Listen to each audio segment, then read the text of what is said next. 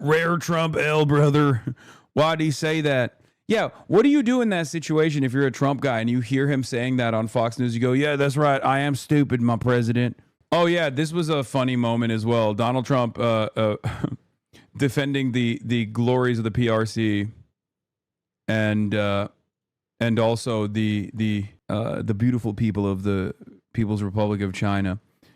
I love this. I love this clip. This is one of those like Donald Trump gets real honest moments. You know, it's like the one that I always think about is when he's talking about Putin with like Bill O'Reilly or some shit, and Bill O'Reilly's like, "Well, Putin's a pretty vicious guy." And this was when he was running for president in like 2015, 2016, and he goes, "Well, we're vicious too. We're not so good ourselves." It's kind of like that, right? So one of the metas right now is that the Republicans are mad about Donald Trump apparently being much more favorable to Chinese students coming to the United States of America. Okay. Ingram, I guess, still ended up defending Donald Trump regardless, but there's the H-1B visa clip that people are very pissed off about. Going to be a country. Let's take a look. Like what we have right now. And does that the mean Republicans have to talk about it, Laura. And does that mean the H-1B visa thing will not be a big priority for your administration? Because if you want to raise wages for American workers, you can't flood the country with tens of thousands or hundreds of thousands of foreign workers. You also do have to bring in talent. When we have plenty of talented people here. No, you don't. No, you don't. We don't have talent. American workers are stupid. They're dumb. They're lazy. They're stupid. Have you seen one of these beautiful Indians, Laura? They come in here, they work tirelessly. That's right. The white American, the Caucasian, has lazy blood. Won't work, can't do it. Which, by the way, you know, I don't give a shit one way or another. If these are roles that you cannot currently fill within the existing talent pool, why would I care if you hire the greatest talent that you possibly could from the international labor pool? I'm on board with that. People are people, okay? That's number one. Number two, if you actually want this system to not be abused, then you have to ensure wage parity and you have to protect these workers coming in from deportation. Because if you do that, then you are actually simply bringing people in with H-1B visas because they have a highly specialized labor that cannot be replicated in the domestic market. In the absence of that, which of course no Republican will ever do, for the record, obviously, but in the absence of that, yes, companies will continue abusing that structure to get more compliant employees that are fearful of deportation if they don't play ball, if they don't work long hours, right? They will never demand higher wages. They will never demand back pay. They will never make the same demands that the domestic labor force can make because they don't have that additional externality. They don't have that additional stressor. The domestic labor force is not in fear of deportation. They're simply in fear of lack of health care, which is a really it's a really good motivator in the minds of the capital owners, right? You lose your job, you lose your health care, or you can't make payments on your student loan debt. These are ways to make the domestic labor force more compliant with the exhaustive exploitative practices that capital owners implement in an effort to extract higher profit margins. But no amount of super profits is enough for our capital owners, and that's why they want more subservient laborers in these highly specialized fields in many instances, and that's how the H-1B visa is exploited. No, you don't have certain talents, and people have to learn. You can't take people off an unemployment line and say, "I'm going to put you into a factory where we're going to make missiles," or "I'm going to put." How did we ever do it before? Well, I'll give you an example. In Georgia. Yeah, there is truth to what he's saying here, for the record. There is truth to what he's saying here because there is no infrastructure to develop talent in this country. The only infrastructure to develop talent in this country still revolves around dumping $100,000 of or saddling every single potential laborer with $100,000 in student loan debt. Okay? It's much more efficient to get a ginormous to tap into a ginormous English-speaking labor pool with incredibly well-educated laborers waiting for the opportunity to become a part of the American labor force, okay? It's not that there aren't people who could work in these fields, for the record, in the United States of America. Of course there are. Because we're talking about like highly specialized fields. In that instance, yes, of course you need to rely on the international labor pool, especially in the absence of like there being like a farm program, a farming structure, or an educational structure that is constantly creating more and more domestic laborers that could take these take these jobs, take these roles. They're not interested in that because that requires investment, that requires long-term commitment, that requires educating the workforce, and it would also require the abolition of student loan debt in general. You know, we are just not going to do that. We're not going to do that at all. It's just not going to happen. So it's much easier to keep the structure up. But it is funny that he has to openly state this. They raided because they wanted illegal immigrants out. They had people from South Korea that made batteries all their lives. You know, making batteries are very complicated. Yeah, all their lives, these guys from South Korea, they love making batteries. Laura, believe me, they love making the battery. I love batteries.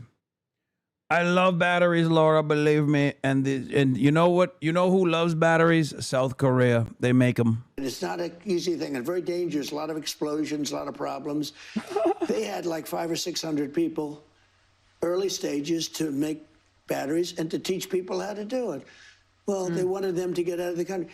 You're going to need that, Laura. I mean, I know you and I disagree on this. You can't just say a country's coming in. Who's they? It's your admin that did this. Like, that's the other thing. It's like, it's Stephen Miller, brother. That's your guy. Like, who is they? I'm sorry. I do not believe the American White House currently, the American federal government currently is this decentralized. I think he's just abdicating responsibility because he knows it was an incredibly stupid thing that he did. Because that was your ICE that conducted an operation in the facility, in the South Korean facility. Basically, a couple weeks after you had the South Korean leadership in the White House and you made them commit billions of dollars in IOUs to investing into, American development and American industry. And then 2 weeks later, it was such an insane thing when we covered it. Like, I couldn't believe it. It was like literally, I think it was like actually a week after Donald Trump had the Korean leadership. And then they went in and they chained these guys, right? You invest $10 billion to build a plant and going to take people off an unemployment line who haven't worked in 5 years, and they're going to start making missiles. It doesn't work that way. There's never going to be a country like what we have right now. Trump really sat in front of a camera and called Americans too stupid to fill jobs, and we need H-1B visa applicants to fill them. If a Democrat has said it, it would be in ads for years that Democrats hate Americans. He's talking about the 8,500 Hyundai LG factory jobs in Georgia that are seemingly not happening because Trump's a moron who deported South Korean workers in the U.S. to stand up a battery factory. 200 workers are reportedly suing ICE. Yeah. Rare Trump L, brother. Why'd he say that? Yeah, what do you do in that situation if you're a Trump guy and you hear him saying that on Fox News? You go, yeah, that's right. I am stupid, my president. President Trump, you are right. I am stupid. Laura Ingraham thinks we can pull this off in 4 years. This is a 12-year development project. Changes during the last decade in a random Tier 4 city, Puyang, China.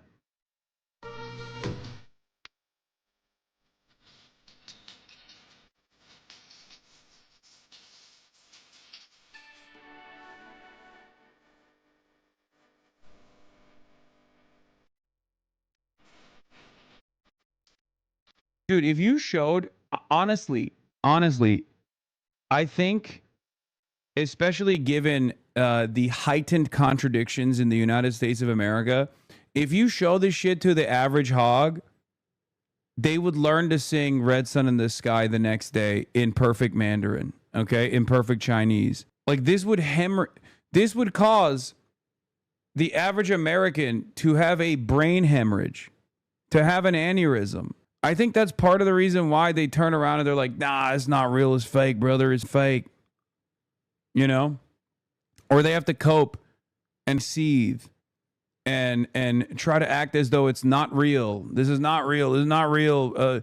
China is a backwater run by peasants. They're poor, they're broke, and the government's always making them do things at gunpoint. Unlike me, brother, I'm free. That's how you did it for me. I remember hopping off the stream one day and going, what's that one Chinese song? Yeah. But Hassan, there wasn't a river there before. How is there a river now?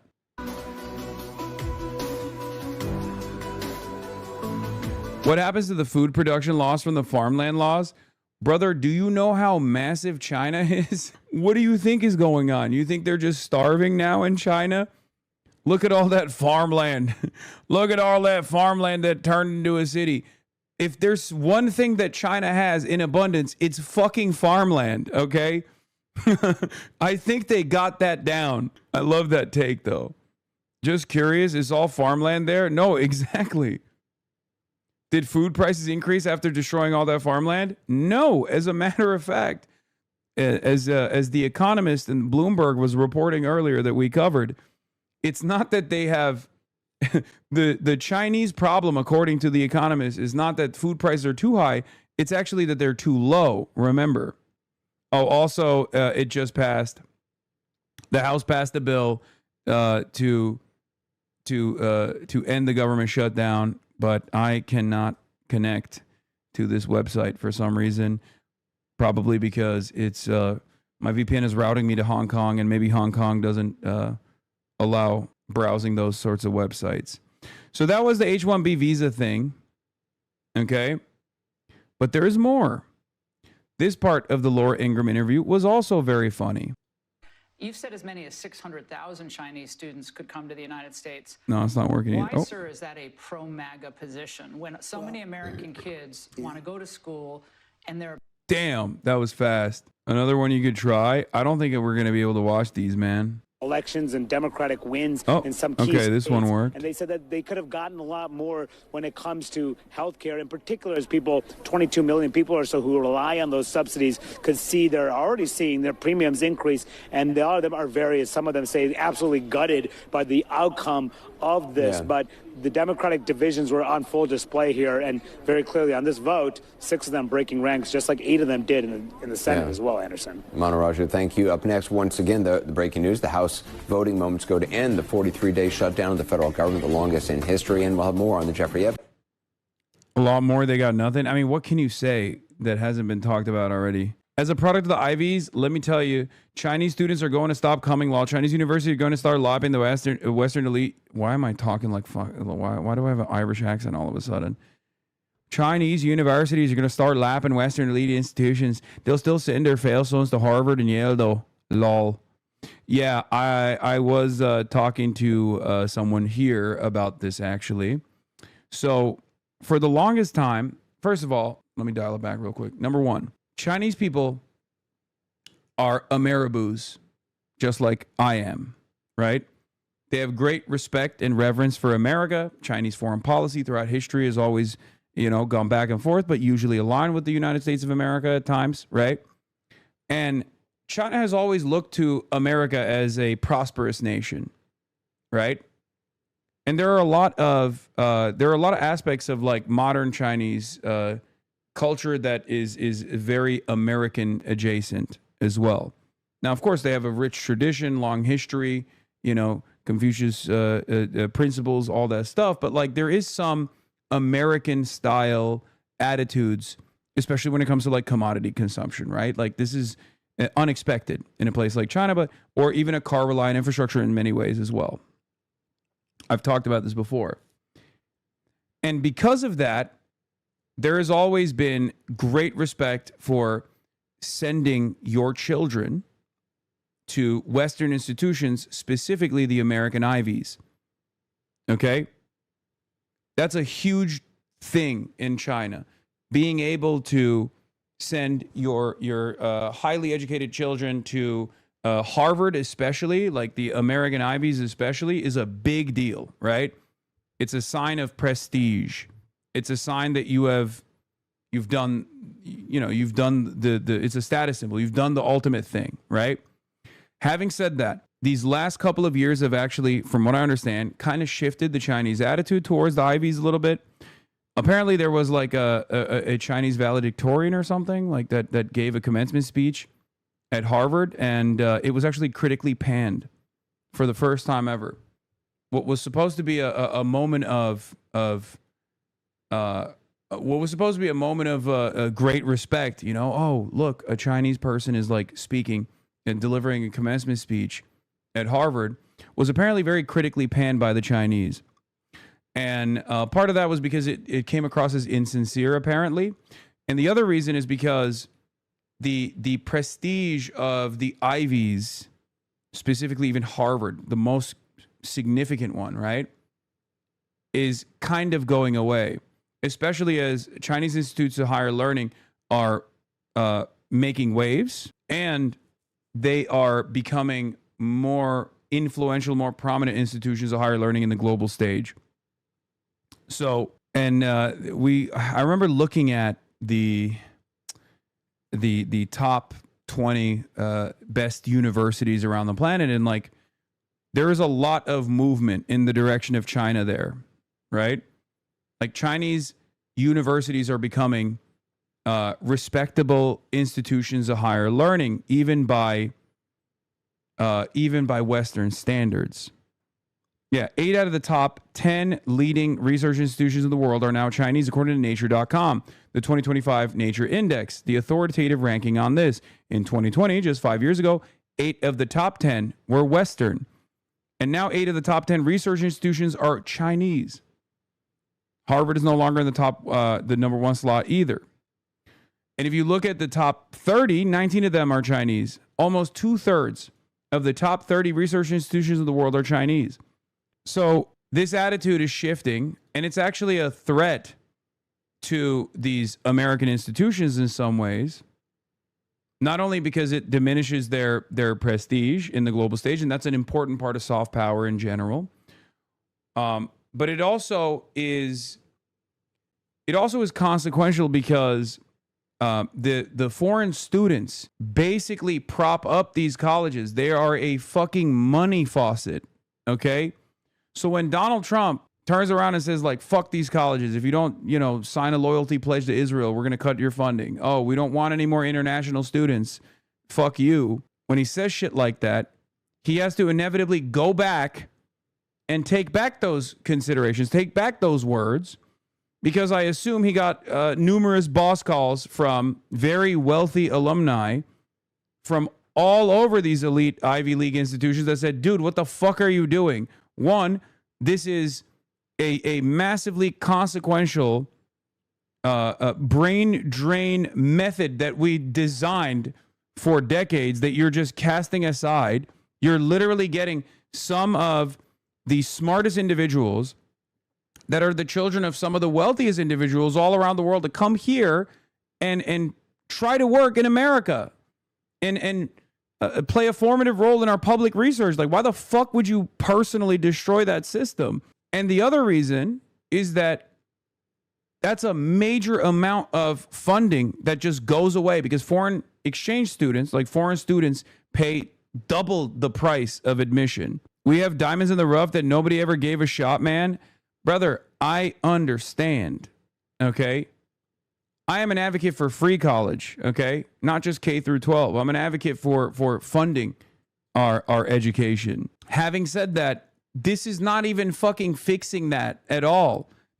As a matter of fact, this is the only appropriate solution that someone like Donald Trump will ever implement. Instead of actually building an infrastructure of education that taps into the existing talent pool in the United States of America, we just end up cutting off the other side of the equation for no reason. You can do both. You don't have to do the other thing.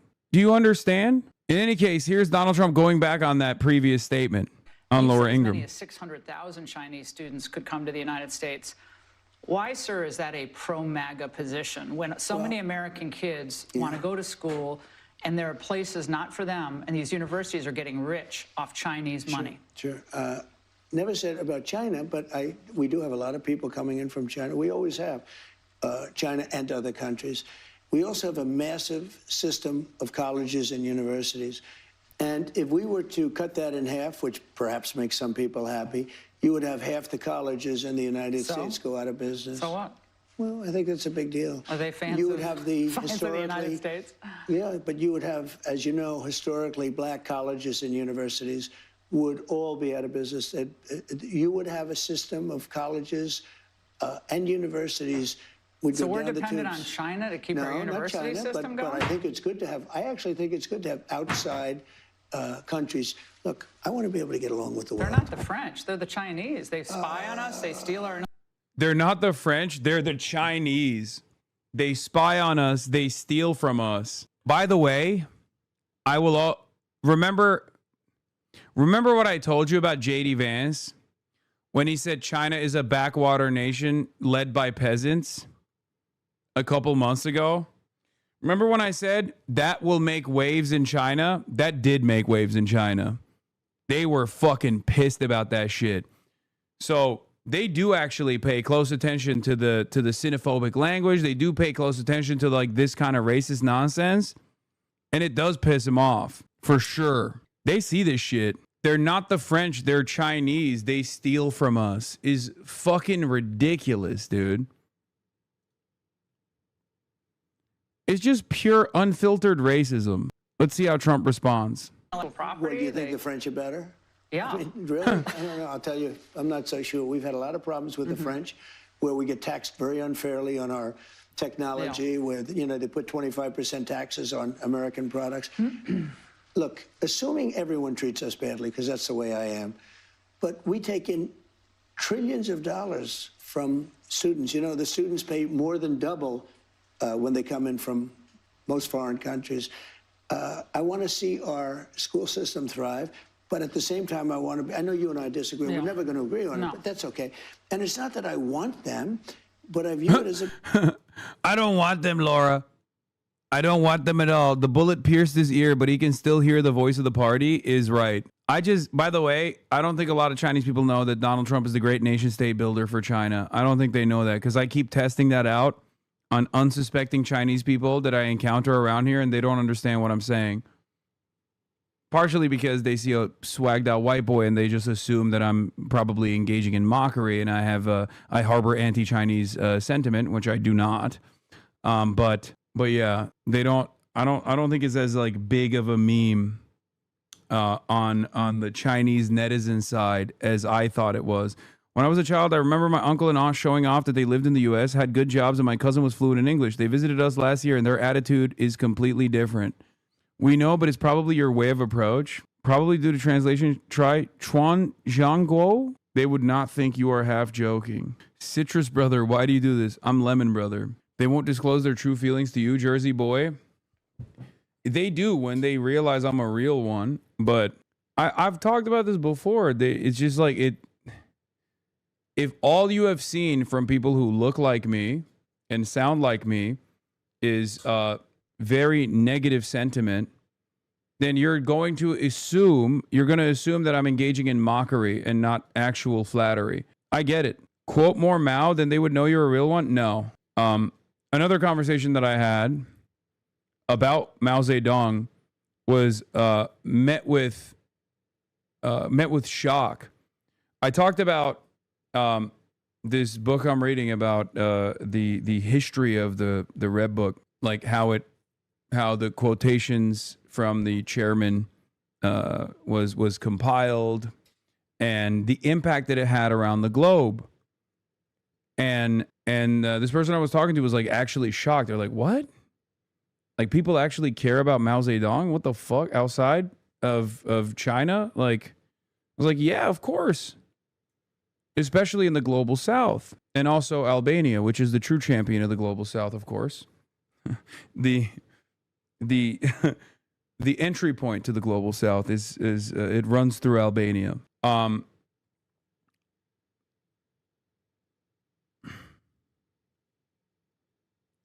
But yeah, Enver Hoxha mentioned. But I was yeah, no, they don't think that, they think that the USSR was or at least the people I've talked to have believed that the USSR was more impactful in terms of ideology and spreading ideology in general. Mao was a dictator, yes, a dictator for the proletariat, in charge of a dictatorship of the proletariat. You're my fave Persona character. Show them this photo. You are a real one.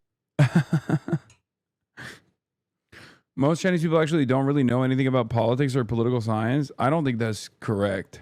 I don't know where you got this information from, but Trump, the nation founder, is actually outdated meme, so most people today won't get it. The nation founder.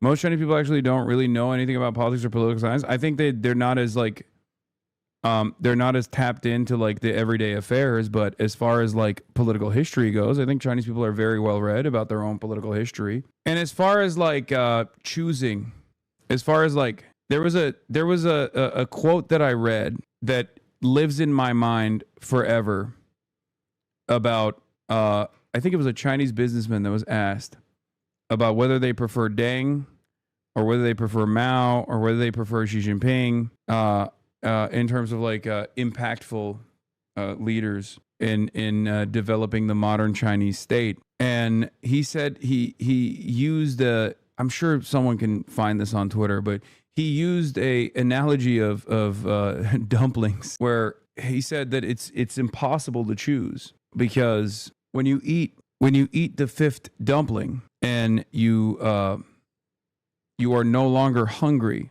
it's not that you don't go, oh, it was this fifth dumpling that finally made me no longer be hungry. It was the 4 dumplings that came before it that contributed. You don't just look at the fifth dumpling and say, okay, all I needed to do was eat this fifth dumpling and I would no longer be hungry. Something, I butchered the quote, but if I could find it, because it lives in my mind, and I'm really bad at recall on quotes like that. You cannot only eat the fifth dumpling and assume that it was the fifth dumpling alone that caused you to no longer be hungry. I'm a Chinese student being in the U.S. for 8 years, paid double the tuition and contribute to American AI industry, but I'm treated like a spy. Yeah. I'm sure the hive mind in here could find the actual quote. Chinese netizens' analysis on Zoran. I've heard of you nut on the last stroke, but the first stroke is just as important. That's a much grosser way to analogize that. I mean, it probably wasn't in English. No, I read it in English. You cannot eat the fifth dumpling that satiates you without eating the first, second, third, and fourth one. Yeah. You can't just point to the fifth dumpling and say, this is the one that satiated my appetite. I should have just skipped it and ate the fifth dumpling without recognizing. Yeah, it's steamed buns. Yes, yes. It is. The version I heard was steamed buns. It was steamed buns. It wasn't dumplings. Sorry. As a Chinese, I don't know anything about this quote. I mean, it's not like a famous quote or anything. I just read it and it was a cool analogy. It was steamed buns. I've heard reforms coming from both top down and bottom up, but this is the first time I've seen one starting from the middle. I hope this guy survives to the end. After studying so much revolutionary ideology, don't forget the old saying, where there's life, there's hope. Reforms are usually top down, while bottom up reforms are often revolutions. I'm quite afraid he'll commit suicide in his room in a few days. Oh no. If successful, he will be the second Franklin D. Roosevelt, no background version. Do not return home until you are fluent in the mother tongue of Cantonese Mandarin. Yeah, you can't just look at this one dumpling. You can't just look at the fifth dumpling or the fifth steam bun and say, okay, all I have to do is eat this fifth steam bun. Your kind of steam buns on memorizing quotes? Yes. It's called mantu. I'm going to translate some of these and at you with them. It's called mantu. You can't attribute being full to the fifth steamed bun. So it is a thing. Okay, so it is actually a thing in steamed buns or dumplings. Which do you prefer? Oh, God, it's very tough. I love both. Chinese netizens are a bit critical about Zoran's lack of experience, but to be fair, Chinese mayor has like 5 PhDs and 125 years of experience. I know. They're also thrown into like the most competitive environment. That's another thing. So the Chinese local governance structure is so invested in constant feedback and also in unimaginable amounts of competition with other localities. This is something that like people don't realize at all. People just assume that there's like top-down leadership and the party hierarchy dictates who gets to be in positions of power. It's like the exact opposite. It's actually bottom up leadership, and there is an insane. No, it's not local pride at all. No, it's pure. It is as close. It is as close as you can get to the meritocratic approach in governance, where there's a constant stream of feedback coming in from the citizens over and over again about the performance of their electeds, okay, their elected representatives. And then on top of that, there's also a competitive structure that exists within different localities as well. Yeah, they have a hotline of random inconveniences. They run into like potholes, for example, and the government actually fixes them. Yes, and if they don't, they basically got like a real Yelp review system for governance. We cannot use the period before the opening and reforms to deny the contributions of the era after, and we cannot also use the period after opening and reforms to deny the contributions of the era before. How was the Li Jingjing interview experience for you? It was great. Oh, please stop sending me predictive history content, please. Bro, I've never seen as much anti-China propaganda content being shipped from your trip. I mean, what do you mean? I'm like a fucking magnet for the freaks. I'm a magnet for the worst freaks in American politics. We have millions and millions of people. Also, I want to get along with countries if possible. People are shocked. Remember, Hillary Clinton said, we'll be in a war. I stopped 8 wars in the last 9 months. I don't want to be in wars. If I am in a war, we're going to win the thing fast, and it'll be violent. But you know what? I don't want to be in wars. But one thing, you don't want to cut half of the people, half of the students from all over the world that are coming into our country, destroy our entire university and college system. I don't want to do that. I wouldn't lose any. And don't forget, MAGA was my idea. MAGA was nobody else's idea. I know what MAGA was. He invented MAGA. I invented it, except it wasn't. It was actually Ronald Reagan. It's better than anybody else. And MAGA wants to see our country thrive. Can you describe to someone ignorant a little about Mao Zedong? He is the founding father of the People's Republic of China and led the country out of tremendous struggle, a century of domination and colonial exploit, and civil war, and then additional imperial domination coming from Japan. 20 million to 30 million murdered, slaughtered, often overlooked aspect of World War II was the horrific war crimes that Japan contributed to. But basically, he took China out of civil war, Japanese invasion, World War II, and yes, there were a lot of growing pains in the process, 100%. Many of which that the Chinese government now officially recognizes as well. And yeah, he was a brilliant guerrilla fighter and a thought leader that was able to create a socialism with Chinese characteristics that has led to tremendous gains and turned China into the superpower that it is today. The thing is, when we look at centuries of development that took place in the Western world and all of the sometimes necessary and sometimes totally unnecessary amounts of pain, specifically pain extracted from the colonies, we never factor that into the development of the Western world in the way that we look at the USSR or the way that we look at China and their own growing pains that took place. Yeah, he was the first steamed bun in the steam bun analogy. I think it's important not to diminish the historical struggle that took place, right? And the failures along the way. It's important to learn from those lessons. But having said that, I think in the Western world, a lot of Western thinkers look at all of those growing pains as like deliberate acts of violence, and they just lie about it, and they make it seem, they overemphasize that in an effort to undermine the accomplishments of countries that were able to assert autonomy and take control over their own destiny by way of delivering the power back to the people that were the dispossessed masses historically. Before Mao, China had no sovereignty, and what is a country without sovereignty? While he made mistakes later in his life, we never questioned his intentions. As she put it, the rejuvenation of the Chinese nation. Mao is the founding father of the CCP. Mao is not the founding father of the CPC. At the time, he was just a member of the party, which had just had 50 members in 1921. No, I'm saying he's seen as the founding father of the modern state of China, which is true. I didn't say he was the founding father of the Communist Party of China. I'm saying that he's the founding father of the nation state by American understand. Like I'm using the American understandings, like American terminology. You really need to visit the Museum of the First National Congress, man. Yeah. You're discounting the Xi? What do you mean? We are linking up with Jake and Bake in half an hour. It would be nice to get a different generation's perspective. I mean, I will say this much from my own personal experiences, and I'll be very limited. I think younger Chinese people that live in big cities are probably a lot more liberal in their worldview, and the older generations that saw the tremendous changes are much more.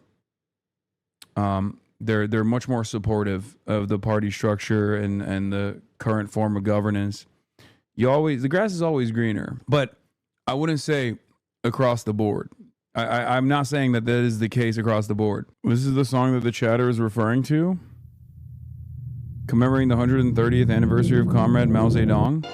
Luna Oi talked about this dynamic in Vietnam. Once COVID hit, the liberal agitators really had no leg to stand on. In China, it will probably be the same thing sometime soon, given that Trump, without a doubt, will do something completely insane. I mean, Vietnam also had a different approach, I think, to implementing their own communist or socialist governance than China did. Vietnam is definitely different in terms of reforms. Vietnam policy very similar to China? No, I know, but it's not. Do you view the USSR or China as more effective socialism? I'm going to go back to the steam bun analogy, you know? One cannot exist without the other, it seems. Whether it be to learn from the mistakes of other attempts in order not to repeat them, or even all of the reliable support that they got initially. Bro, you're getting so much use out of those, too much use out of those damn steam buns. A Vietnam trip at some point in the future? Yeah, I would love to go to Vietnam. Was he always this bad and we just didn't see it? I mean, I knew he wasn't going to be as conservative as I would like, but I never imagined he'd be anti-American like this. It's just so brutal, says Conservative Girl 99. Talking about the H-1B visas. To put this into perspective, 80 years ago, America was coming out of a depression and rebuilding into an industrial powerhouse. China was being invaded and brutalized and had to go through a civil war and is now surpassing America when we had a massive head start. Yeah. China is much better organized / run than the USSR. Come on. No, I'm saying that the benefit of Chinese governance in this instance was the very fact that they examined closely the mistakes of the USSR. This is their own admission. It's not, it's not a secret. They say it all the fucking time. Yeah, they look at, the USSR no longer exists, right? It no longer exists. So obviously, at the end of the day, that is the ultimate. It was, not entirely the fault of their own. Obviously, they had to go through the Cold War, but they lost at the end of the day. And it's not like America is not ambitious in its adversarial relationship with China.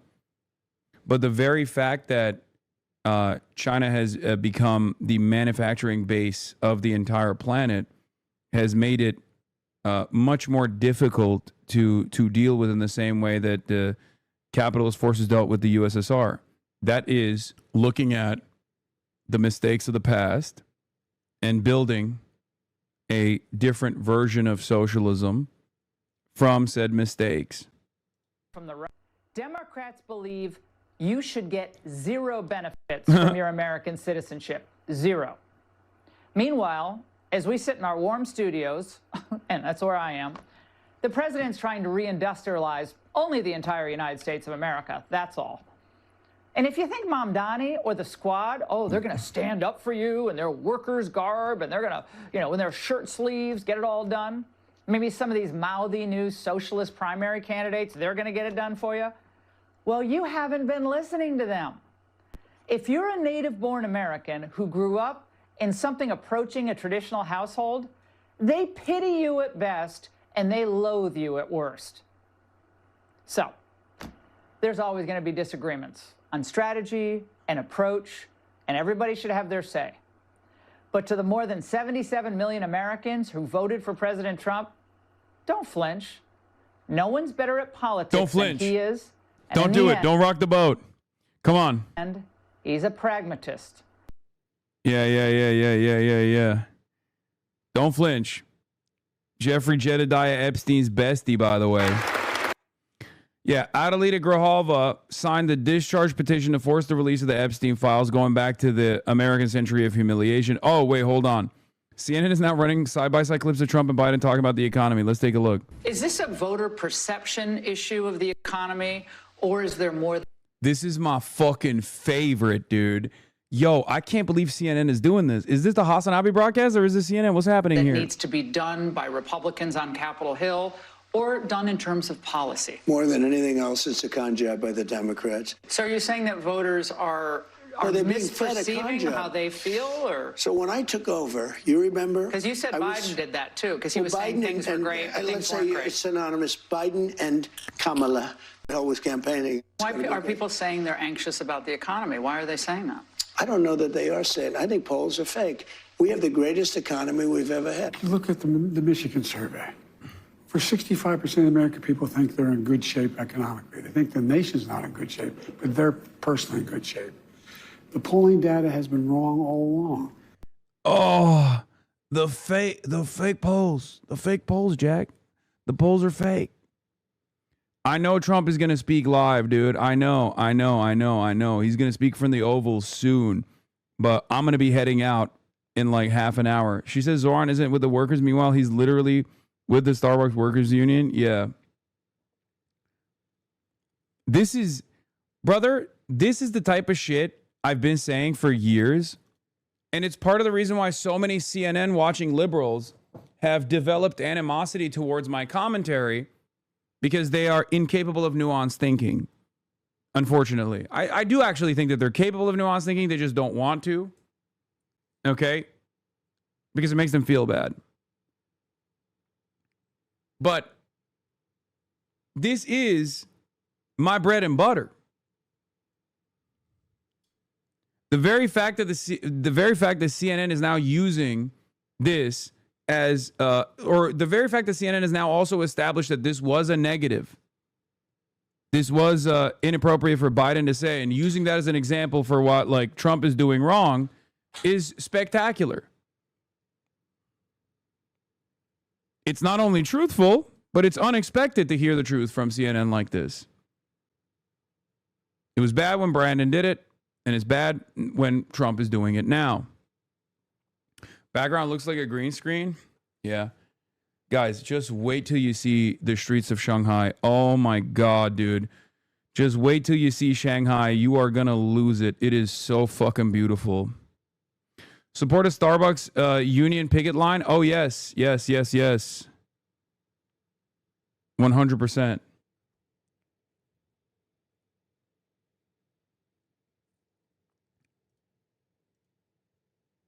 Where is it? There was something that I wanted to show you guys about someone's assessment, but I don't know if I have it.